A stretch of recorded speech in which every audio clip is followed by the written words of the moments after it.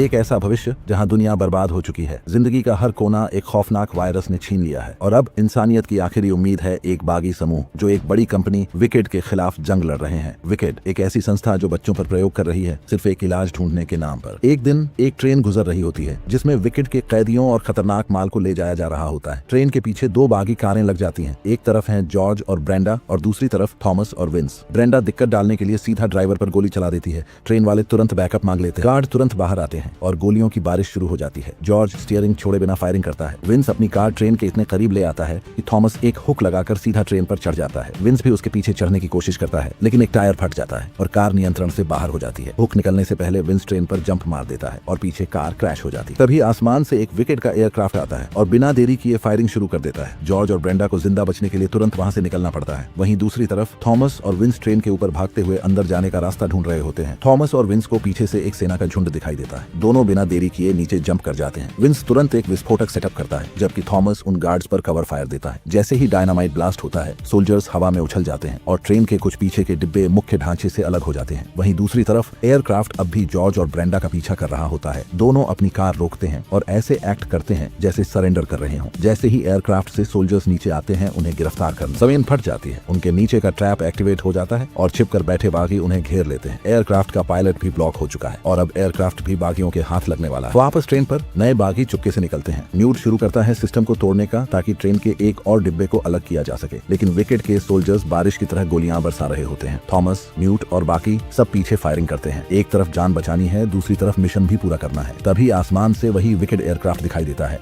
जिसे अब बागी कंट्रोल कर रहे होते हैं। एयरक्राफ्ट एक हुक नीचे गिराता है जो ट्रेन के डिब्बे के ऊपर लगाया जाता है। सारा ग्रुप तुरंत उस हुक पर चढ़ने लगता है। एक एक करके ऊपर खींच लिया जाता है और सबसे आखिरी में विंस एक डेयरिंग जंप मारकर एयरक्राफ्ट तक पहुंचता है। थोड़ी ही देर में एयरक्राफ्ट पूरी स्पीड से उड़ता हुआ बागियों के ठिकाने पर पहुंचता है। ट्रेन का डिब्बा नीचे गिरा दिया जाता है और अंदर बंद सभी कैदियों को रिहा कर दिया जाता है। हर तरफ खुशी का माहौल होता है लेकिन थॉमस के चेहरे पर उदासी है। उसका सबसे करीबी दोस्त मिन्हो उनमें नहीं। विंस सब लोगों के सामने आके एक ताकतवर भाषण देता है। विकेड तुम सबको इसलिए चाहता था क्योंकि तुम सभी लोग वायरस के लिए इम्यून हो। तुम्हारे दिमाग के अंदर ही वो इलाज छुपा हुआ है। लेकिन वो ये भी कहता है कि उन बागियों के लिए बच्चों पर प्रयोग करना कभी भी ठीक नहीं हो सकता। इसलिए वो लोग अब एक बड़ी जहाज तैयार कर रहे हैं ताकि मुख्य भूमि छोड़कर किसी और सुरक्षित जगह जा सकें। तब थॉमस एक बच्चे से पूछता है, तुम्हें बंदी बनाकर ले जा रहे थे? क्या तुमने कोई अहम बात सुनी? बच्चा कहता है, हाँ, ट्रेन एक शहर की तरफ जा रही थी पर आज के जमाने में तो कोई शहर बचा ही नहीं। तभी जॉर्ज आगे बढ़ता है और कहता है, मैं वहां गया हूँ। वो जगह है द लास्ट सिटी। वहीं पर विकेड का मुख्य हेडक्वार्टर है लेकिन उस जगह पे हमला करना ये लगभग नामुमकिन है। थॉमस के दिमाग में अब सिर्फ एक ही बात चल रही होती है, अपने दोस्त मिन्हो को बचाना है चाहे कुछ भी हो। लेकिन विंस साफ कह देता है, मैं अपने लोगों की जान खतरे में नहीं डाल सकता। तभी एक रेडियो सिग्नल एक्टिवेट हो जाता है और सभी बाकी तुरंत पावर बंद करने और छुपने के लिए दौड़ पड़ते हैं। कुछ ही वक्त में विकेड के एयरक्राफ्ट उस एरिया में सर्च ऑपरेशन शुरू कर देते हैं लेकिन उन्हें कुछ नहीं मिलता। फिर भी उनकी मूवमेंट बागियों के ठिकाने के बहुत करीब पहुंच गई होती है, इसलिए सब तय करते हैं उन्हें वहां से जल्दी निकलना पड़ेगा। उस रात जब सब लोग सो रहे होते हैं थॉमस चुपके से उठता है और अकेला मिन्हो को बचाने निकल पड़ता है लेकिन उसका प्लान फेल हो जाता है। न्यूट और फ्राई पैन उसे पकड़ लेते हैं और बिना कुछ कहे कहते हैं, हम भी साथ चलेंगे। वहीं दूसरी तरफ मिन्हो आंखें खोलता है और जहां वो है वो जगह उसे पहले के प्रयोग वाली ग्लेड लगती है। दूर कुछ लड़के खड़े हैं पर वो कुछ बोलते ही नहीं, सिर्फ देखते हैं। फिर अचानक एक लड़का भागता है और मिन्हो उसके पीछे एक झोपड़ी तक जाता है लेकिन झोपड़ी के अंदर कुछ और ही होता है। वो एक अजीब कॉरिडोर में पहुंच जाता है। तभी एक दरवाजा खुलता है और उसमें से निकलता है एक मॉन्स्टर ग्रीवर। मिन्हो बिना देखे पीछे मुड़ता है और भूल भुलैया जैसे रास्ते में दौड़ने लगता है। हर मोड़ पर कोई ना कोई रास्ता बंद मिलता है और पीछे से ग्रीवर उसका पीछा कर रहा होता है। तभी उसके कानों में कुछ आवाजें गूंजती हैं। डॉक्टर्स उसकी परफॉर्मेंस पर बातें कर रहे होते हैं। कभी कभी उसके सामने फ्लैश जैसे विजन आते हैं जैसे वो किसी लेबोरेटरी में हो। डॉक्टर्स उस पर नजर रखे होते हैं। तभी अचानक मिन्हो का पूरा शरीर जमसा जाता है जैसे किसी अनजानी ताकत ने उसे रोक लिया हो। लेकिन वो हिम्मत नहीं हारता, उस ताकत के खिलाफ जूझता है और उसका जिस्म सीधा छत तक चला जाता है। तभी ग्रीवर उसके ऊपर आ जाता है और उसके पंजे उसके सीने पर रखकर घूर के दहाड़ता है। मिन्हो चिल्लाता है लेकिन अगले ही पल सच सामने आता है। ये सब एक सिमुलेशन था। वो अभी भी एक लैब में है जहाँ विकेड के वैज्ञानिक उसकी बॉडी से जबरदस्ती खून निकाल रहे होते हैं। कुछ वक्त बाद थॉमस और उसकी टीम एक अंधेरी सुरंग के रास्ते से गुजरते हैं। वहाँ उन्हें मिलता है एक अजीब सा जॉम्बी टाइप क्रिएचर जिसे लोग कहते हैं क्रैंक। सब लोग रुक कर सोचने लगते हैं कि इससे कैसे बचा जाए लेकिन तभी आसपास से बहुत सारे क्रैंक्स आ जाते हैं। वो कार के चारों तरफ जमा हो जाते हैं और कांच पर हथौड़े की तरह पंच मारने लगते हैं। एक क्रैंक तो सीधा विंडशील्ड पर चढ़ जाता है और उसे तोड़ने लगता है। फ्राई पैन जल्दी से कार दूसरी व्हीकल के पास ले जाता है ताकि क्रैंक को साइड से टकराकर गिरा दिया जाए लेकिन ये रिस्की मूव उल्टा पड़ता है। दोनों कारें टकरा जाती हैं और थॉमस वाली कार पलट जाती है। खुदा का शुक्र है थॉमस एक खिड़की तोड़ के बाहर आ जाता है और उसके दोस्तों ने भी किसी तरह कार का गेट खोल लिया होता है। खिड़की से बाहर निकलते ही थॉमस देखता है कि एक क्रैंक उनका पीछा कर रहा है। फ्राई पैन तुरंत बंदूक उठाता है और उस क्रिएचर पर गोली चला देता है। लेकिन रात की अंधेरी सुरंग में एक क्रैंक नहीं, पूरा झुंड आ जाता है। सब लोग भागने लगते हैं, लेकिन शॉकिंगली एग्जिट भी क्रैंक्स ने घेर रखा होता है। फ्राई पैन जितनी गोलियां हो सकती हैं चला देता है, पर कुछ ही देर में उसकी बंदूक खाली हो जाती है। तभी अचानक एक कार आती है और क्रैंक्स को कुचल के रास्ता साफ कर देती है। स्टीयरिंग पर होता है जॉर्ज और साइड से ब्रेंडा फायरिंग करती है। लड़के तुरंत कार में घुस जाते हैं। जॉर्ज एक्सेलरेटर दबा देता है और सब लोग फाइनली उस मौत भरी सुरंग से जिंदा निकल जाते हैं। जब वो लोग रोड पर पहुंचते हैं, दूर से उनकी आंखों के सामने लास्ट सिटी का नजारा होता है। जॉर्ज देखता है कि पूरे शहर के चारों तरफ विकेड ने एक विशाल दीवार तैयार कर दी है, जैसे कोई कैला हो जहां घुसना अब लगभग नामुमकिन है। वहीं दूसरी तरफ विकेड की लीडर एवा पेज बोर्ड मीटिंग में होती है। बोर्ड के लोग परेशान हैं, लोगों का भरोसा टूट रहा है। लोग सोच रहे हैं क्या सच में इलाज मिलेगा, और उस नई दीवार ने लोगों के दिल में और ज्यादा शक और डर पैदा कर दिया है। एवा कहती है मेरे पास मिनहो का सीरम है और इलाज बहुत जल्द तैयार होने वाला है। लेकिन क्या ये सच है या एक और झूठ? अभी भी सवाल वही है, कौन जिंदा बचेगा और किसकी कुर्बानी बेकार जाएगी? बोर्ड के सदस्य एवा की बातों से अब थक चुके होते हैं। उनका कहना होता है इलाज तो बन नहीं रहा, इस पैसे से हम सेफ जोन्स बना लें तो बेहतर है। तभी उस मीटिंग में एंट्री होती है टेरेसा की, वही लड़की जिसे थॉमस ने अपना सब कुछ समझा, लेकिन जिसने उसे धोखा दे दिया विकेड के लिए। टेरेसा एक इमोशनल भाषण देती है, उम्मीद जिंदा रखना और कुछ लोगों की कुर्बानी, यही इंसानियत का असली मतलब है। उसकी बातों से बोर्ड मेंबर्स फिर से एक्सपेरिमेंट फंडिंग अप्रूव कर देते हैं। वापस थॉमस की टीम। अब वो लोग लास्ट सिटी की दीवार के बाहर वाले स्लम एरिया में पहुंच जाते हैं। वहाँ हर तरफ गरीब और बेघर लोग विरोध कर रहे होते हैं। हमें भी अंदर घुसने दो। थॉमस को पता ही नहीं चलता कि उसके गले के टैटू से एक लाइट निकल रही है और विकेड के सिस्टम्स को उसकी एग्जैक्ट लोकेशन सिग्नल हो चुकी होती है। टीम भीड़ में छुपकर सिटी के प्रवेश की तरफ बढ़ती है, लेकिन गार्ड्स तुरंत रिएक्ट करते हैं और टर्रेट्स एक्टिवेट कर देते हैं। अगले ही पल गोलियां छूट जाती हैं, लोग भाग रहे होते हैं और आसपास बम जैसे धमाके होने लगते हैं। हजारों लोगों की मौत हो जाती है। थॉमस की टीम कार की तरफ भागती है, लेकिन उनका रास्ता कुछ मास्क पहने लोगों ने घेर लिया होता है। बिना कुछ कहे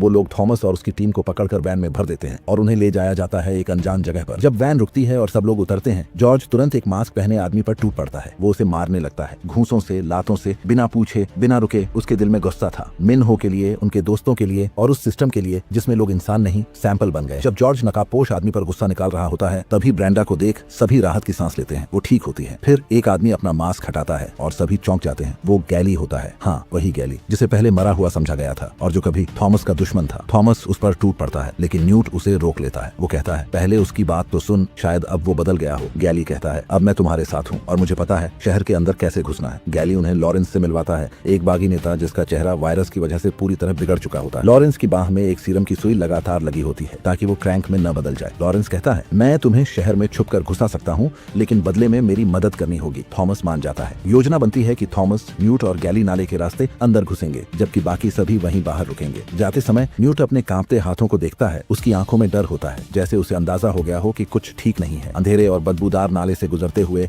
थॉमस, न्यूट और गैली आखिरकार शहर के अंदर घुसते हैं। गैली देखता है कि सुरक्षा पहले से भी ज्यादा कड़ी हो गई है। तीनों एक छुपी जगह पर पहुंचते हैं, जहां गैली के लोग कई सालों से विकेड की इमारत पर नजर रख रहे होते हैं, लेकिन अब तक अंदर जाने का कोई रास्ता नहीं मिला। गैली बताता है टेरेसा अब भी वहीं काम कर रही है। उसका मानना होता है कि टेरेसा ही उन्हें अंदर घुसाने की चाबी बन सकती है। तीनों वापस बेस में जाकर ये योजना सभी को बताते हैं। सभी मान जाते हैं उसने जो हमारे साथ किया उसके बाद उसका इस्तेमाल करना गलत नहीं होगा, लेकिन थॉमस का मन उलझा रहता है। तभी न्यूट गुस्से से भड़क उठता है। तेरी टेरेसा के लिए मोहब्बत ही सब बर्बाद कर रही है। फिर खुद को संभालता है, माफी मांगता है और कमरे से चला जाता है। न्यूट थॉमस को बताता है मैं भी इन्फेक्टेड हूँ, अगर टेरेसा ही आखिरी रास्ता है तो हमें उसे इस्तेमाल करना ही पड़ेगा। दूसरी तरफ टेरेसा एक लड़की को मिनहो के खून से बना सीरम देती है और वो कुछ ही पल में ठीक हो जाती है। टेरेसा बहुत खुश होती है और मिनहो को ये बताने जाती है, लेकिन मिनहो उस पर हमला कर देता है, उसे धोखेबाज कहता है और हर मौत का जिम्मेदार भी। गॉड्स आकर उसे बेहोश कर देते हैं, लेकिन जाते जाते वो एक धातु की पिन चुरा लेता है। टेरेसा जब लैब लौटती है तो पता चलता है कि वो लड़की फिर से क्रैंक बन गई है। सीरम असफल हो चुका है। उसी रात टेरेसा बाहर टहल रही होती है, तभी उसकी नजर थॉमस पर पड़ती है। वो उसका पीछा करती है और एक सुनसान गली में उससे आमना सामना होता है। थॉमस पूछता है क्या तुझे कभी पछतावा हुआ? टेरेसा थोड़ी देर सोचती है, फिर कहती है हाँ कभी कभी होता है, लेकिन अगर वक्त वापस आए तो शायद मैं फिर भी वही करती। तभी पीछे से गैली आता है और बिना बोले टेरेसा को पकड़ लेता है। अब मिशन का अगला चरण शुरू होता है। सभी लोग एक पुराने चर्च में इकट्ठा होते हैं। टेरेसा बताती है मिनहो सब लेवल 3 में है, उसके साथ 28 और कैदी भी हैं, लेकिन वहां पहुंचना एक अधिकृत फिंगरप्रिंट के बिना नामुमकिन है। गैली गुस्से में कहता है उसकी उंगली काट के ले चलते हैं। थॉमस उसे रोकता है, फिर वो कहता है पहले ये ट्रैकर हमारे गालों से हटाओ। टेरेसा सभी के ट्रैकर निकाल देती है। तभी उसकी नजर ब्रेंडा पर जाती है। ये तो इन्फेक्टेड थी, इतनी तंदुरुस्त कैसे? वो थॉमस से पूछती है क्या तुमने इसे अपना खून दिया था? थॉमस कहता है सिर्फ एक बार, महीनों पहले। टेरेसा हैरान होती है, एक बार से तो ये बच नहीं सकती थी। थॉमस चुप रहता है। गैली टेरेसा को साथ लेकर निकलता है। टेरेसा चुपचाप थॉमस के खून से सना गॉज उठा लेती है। अब सब लड़के विकेड की यूनिफॉर्म पहनते हैं और टेरेसा की मदद से अंदर घुसते हैं। टेरेसा की वजह से कोई उन पर शक नहीं करता और वो सब सीढ़ियों तक पहुंच जाते हैं। कैली एक इलेक्ट्रिक बॉक्स में जेमर लगाता है। तभी न्यूट जोर जोर से खांसने लगता है। टेरेसा समझ जाती है न्यूट इन्फेक्टेड हो चुका है। उधर लॉरेंस के लोग सुरक्षा सिस्टम हैक कर लेते हैं।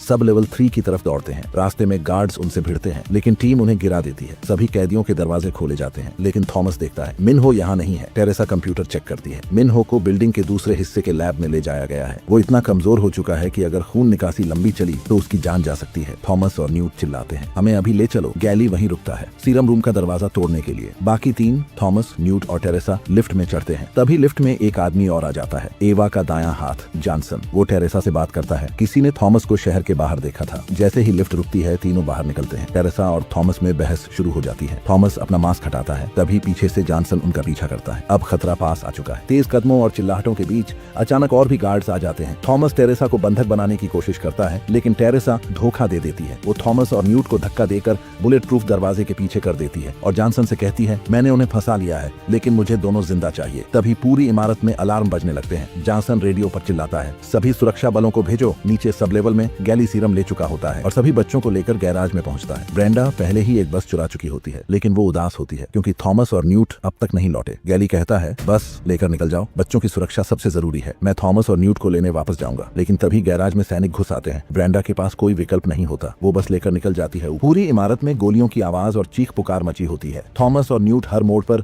दुश्मनों को गिराते हुए सिर्फ एक नाम पुकारते हैं, मिनहो। उधर प्रयोगशाला में मिनहो एक वैज्ञानिक की जेब से छुपाया हुआ पिन निकालता है और उसे उसकी पीठ में घुसा देता है। फिर एक सुरक्षा कर्मी को पीछे धकेलता है और उसकी बंदूक छीन लेता है। दूसरे को बेहोश करने वाला इंजेक्शन देकर गिरा देता है। उसी समय थॉमस और न्यूट उस गलियारे में पहुंचते हैं और तीनों दोस्त गले लगते हैं। अब समय नहीं है रुकने का। वे दौड़ पड़ते हैं, लेकिन बाहर एक और सैनिक उनका रास्ता रोक लेता है। न्यूट एक हाथ बम निकालता है और विस्फोट होते ही सैनिक हवा में उड़ जाते हैं। तीनों एक मजबूत लोहे के दरवाजे वाले कमरे में घुस जाते हैं। बाहर सुरक्षा कर्मी बिजली से चलने वाली आरी से दरवाजा काटना शुरू कर देते हैं। अंदर थॉमस खिड़की की ओर देखता है और कहता है यही है हमारा आखिरी रास्ता। तीनों खिड़की तोड़ते हैं और नीचे बने पानी के हौज में छलांग लगा देते हैं। जोरदार पानी के छींटों के साथ तीनों जिंदा नीचे गिरते हैं, लेकिन जैसे ही वे बाहर निकलते हैं सभी तरफ से सैनिकों ने उन्हें घेर लिया होता है। तभी एक सैनिक अपनी बंदूक उठाता है और वही सैनिक अपना मुखौटा हटाता है और वह कोई और नहीं बल्कि गैली होता है। दूसरी तरफ सड़क पर ब्रेंडा तेज गति से बस चला रही होती है। पीछे से शत्रु की गाड़ियां आए उनका पीछा कर रही होती हैं। ब्रेंडा एक गाड़ी को बिजली के खंभे से टकरा देती है। गाड़ी में धमाका हो जाता है, पर खतरा खत्म नहीं होता। एक मोड़ पर पूरी सड़क जाम मिलती है। आगे सिर्फ मौत का रास्ता दिखता है। ब्रेंडा हार नहीं मानती, बस से उतरती है और आकाश में ज्वाला संकेत फ्लेयर छोड़ती है। दूर एक क्रेन पर छिपा फ्राई पैन उस संकेत को देख लेता है। वह लोहे की जंजीर सड़क पर गिरा देता है। ब्रेंडा दौड़कर उस जंजीर को बस के अगले हिस्से से जोड़ती है और बस में चढ़ जाती है। फ्राई पैन क्रेन को उठाता है और पूरी बस हवा में ऊपर उठ जाती है। बस कुछ इमारतों से टकराती है और शहर की दीवार के ऊपर से निकल जाती है, लेकिन तभी बस की जंजीर टूटने लगती है। फ्राई पैन जंजीर को बढ़ा देता है और बस जमीन पर सीधे गिरती है। एक पल के लिए बस संतुलन में रहती है, फिर एक तरफ झुककर गिर जाती है, लेकिन सभी लोग जिंदा होते हैं और उनका मिशन भी अब तक जिंदा है। बस का जोरदार हादसा होता है, लेकिन कोई गंभीर घायल नहीं होता। उसी वक्त लैब में टेरेसा थॉमस के खून से भिगे हुए कपड़े को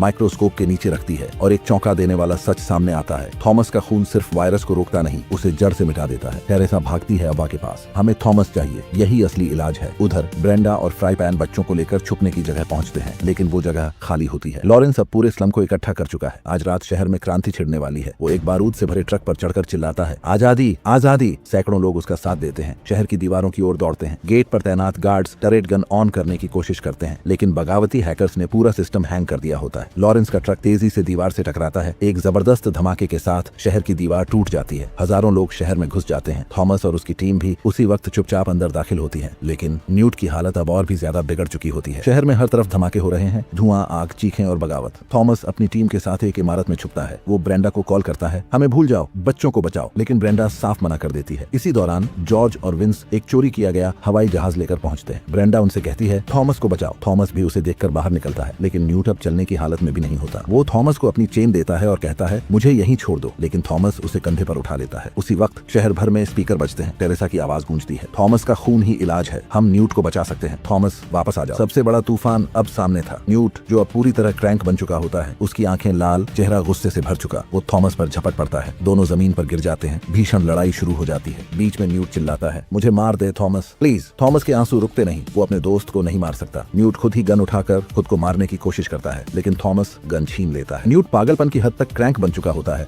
अब वो चाकू उठाकर वार करता है। थॉमस को अब एक ही रास्ता दिखता है। वो चाकू से न्यूट को रोकता है। चाकू सीधा न्यूट के सीने में घुस जाता है। थॉमस दहाड़ मारकर रोता है। उसका सबसे करीबी दोस्त उसी के हाथों चला गया। कुछ ही देर बाद टीम वहां पहुंचती है, लेकिन बहुत देर देर हो चुकी होती है। थॉमस गुस्से और गिल्ट में डूबा हुआ सीधा वीक्ट की बिल्डिंग में पहुंचता है। हवा कहती है, मैं सबको बचा सकती हूँ थॉमस। थॉमस गन गिरा देता है और खुद को सौंप देता है। बस एक वादा करो, बच्चे आजाद रहेंगे। अवा हाँ कहती है, लेकिन तभी जॉनसन पीछे से गोली मारकर अवा को मार देता है। थॉमस की आंख खुलती है। वो एक लैब में स्ट्रेचर पर बंधा होता है। टेरेसा उसके खून से इलाज बना रही होती है। तभी जॉनसन आता है और कहता है, ये इलाज सिर्फ अमीरों के लिए होगा। जॉनसन एक और सच बताता है, मैं खुद भी इन्फेक्टेड हूँ। जैसे ही वो सीरम खुद को लगाता है, टेरेसा एक बोतल से उसके सिर पर वार करती है। जॉनसन बेहोश हो जाता है। टेरेसा थॉमस को खोल देती है, लेकिन जॉनसन फिर उठ खड़ा होता है। टेरेसा को उठाकर दीवार से टकरा देता है। भीषण लड़ाई शुरू होती है। थॉमस और जॉनसन विंडो तोड़कर बाहर गिरते हैं। जॉनसन गन निकालता है, मैं तुम दोनों को मार डालूंगा। तभी बिल्डिंग पर विद्रोहियों का रॉकेट हमला होता है। जॉनसन गिर पड़ता है। थॉमस और टेरेसा बच निकलते हैं। दोनों एक जलती बिल्डिंग के रूफटॉप तक पहुंचते हैं। नीचे क्रैंक्स को पिंजरे में बंद किया गया होता है। थॉमस जमीन पर पड़ा होता है। उसके सीने से खून बह रहा होता है। जॉनसन फिर आ जाता है।